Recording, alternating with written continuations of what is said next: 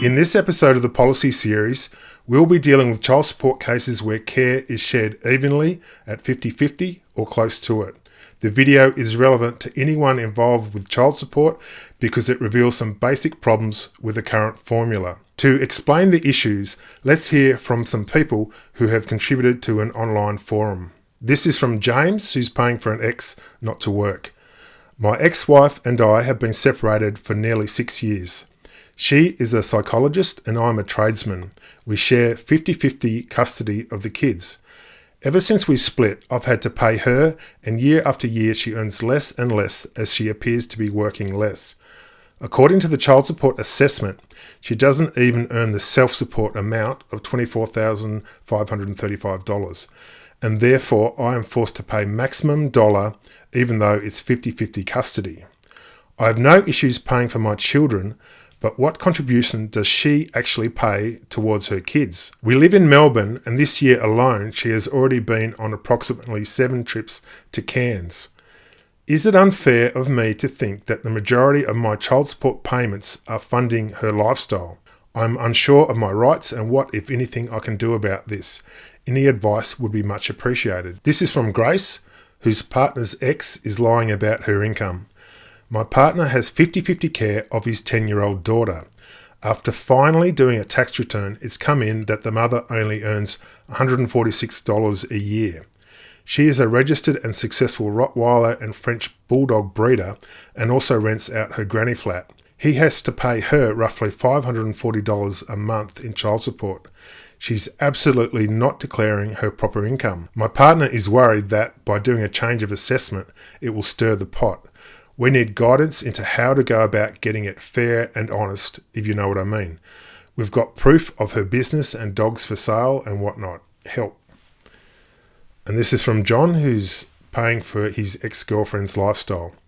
Hi Andrew, I have an ex-girlfriend who gets paid cash in hand for about $500 a week on top of single parent payment. It doesn't matter who we report it to, nothing changes. We have 2 kids together and I have the kids just over 50%, and we still pay weekly child support for her holidays and online shopping habit. My new girlfriend and I have been paying private health and many other expenses. I find this incredibly unfair. We work hard and provide a better quality of life at our home. And Eric, whose payment levels make no sense. Hi Andrew, I share 50-50 custody of my young daughter with her mother. We both earn reasonable salaries, myself $140K, the mother $80K. After financial settlement, 50-50, the mother has reduced her work hours by choice, which increases the cost of my CSA payments. The amount I pay more than covers all the costs of a preschool child. This system is broken. This is from someone who calls themselves I don't understand how this can happen, who is learning about having to provide for herself. My ex-husband has always worked. He used to earn about $160,000 to $140,000 per year. We share custody 50-50. I have a minimum wage job and have found getting decent employment hard after being a stay-at-home mum while we were married. I can't get work as a registered nurse now as I've been unregistered too long and there's no refresher course like there used to be. My ex-husband quit his job a month or so ago, saying he was sick of working and wanted a break. He still pays his mortgage, takes our 3 children on lavish outings, and is taking himself on an overseas holiday next month to the USA. Because he is no longer working, he has filed for child support against me. I'm on minimum wage. Half of my pay goes on rent and everything else goes on bills, food, etc. I'm now being told I have to pay him $150 child support a fortnight. I won't be able to make ends meet, yet he is going to buy a new car, go overseas on a holiday, etc., etc. I'm going to have to pack up and move back in with my family until I can find higher paying employment. I'm so stressed. What can I do? Please help. And this is from Beyond Frustrated, who's paying a lazy ex.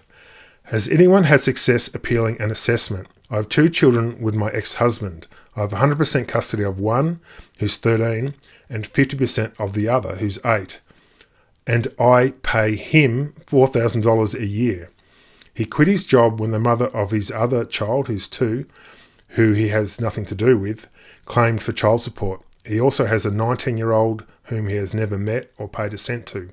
Stand-up guy. So because I work my butt off to support my children, I am being forced to pay him to raise one of his children every second week. I've tried to fight it and put in a change of assessment, and the assessor basically told me it was a waste of time. This is from Tony, who's paying for an ex who has a secret income. I like the idea on the formula change you are suggesting. I've paid around $200,000 in child support to an ex-partner who apparently earns $12,000 a year but lives in a house that rents for $600 a week. The ex works in a cash-driven industry, and I've essentially no avenues to prove how much income the other party earns. I've done 50-50 care for 14 years. Child support only listens to the tax office, and the tax office doesn't care about these things. Therefore, you end up stuck paying outrageous amounts of child support to a household that is doing much better than mine. Anyways, here is the question. If the other party has a new baby and their income drops due to that, why do I have to pay more money? Isn't that in effect meaning I'm paying for someone else's child? Can you outline what the thinking is? Next, we have Lisa, who's paying for her ex's crimes literally. I'm a paying parent now with 50-50 care. My ex-husband has put in a $0 income estimate after he became unemployed in February. This unemployment came about due to him, in his capacity as a financial planner, giving clients dodgy advice, and he has incurred a 5-year ban from ASIC, which prevents him from working as a financial planner. I don't see why I should be penalised for this, and just want some feedback on it from others. I would be happy for him not to pay me child support based on not having an income, but feel that it's unfair that I should have to pay him as his actions have put him in that situation. Has anyone experienced similar, and what was the outcome? Nobody has no income. There's always money coming from somewhere. Surely CSA should not accept a $0 income estimate. This is from MJ, who's paying for his ex to hang out at home with her new partner. Hi, I currently have equal custody of my children, week on, week off.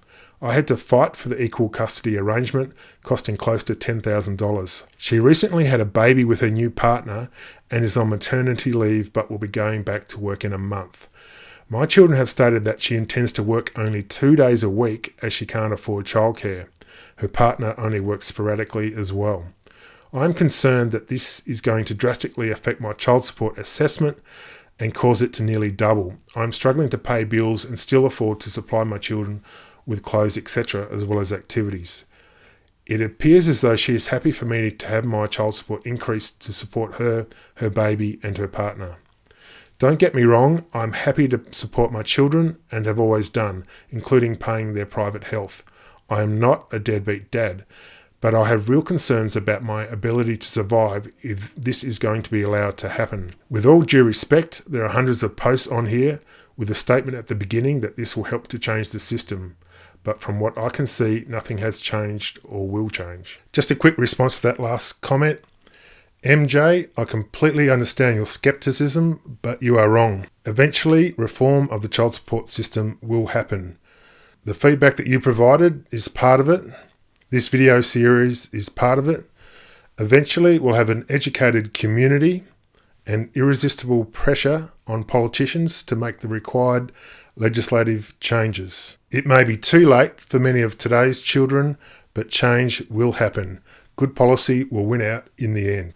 For the various examples we've looked at, it's obvious that child support is causing problems for no good reason. If every care situation was 50-50, we wouldn't have a child support system at all. The point of child support is to deal with cases where one parent is carrying the load, where one parent has the child or children most or all of the time and they're getting little or no help from the other parent. That's what child support is there for.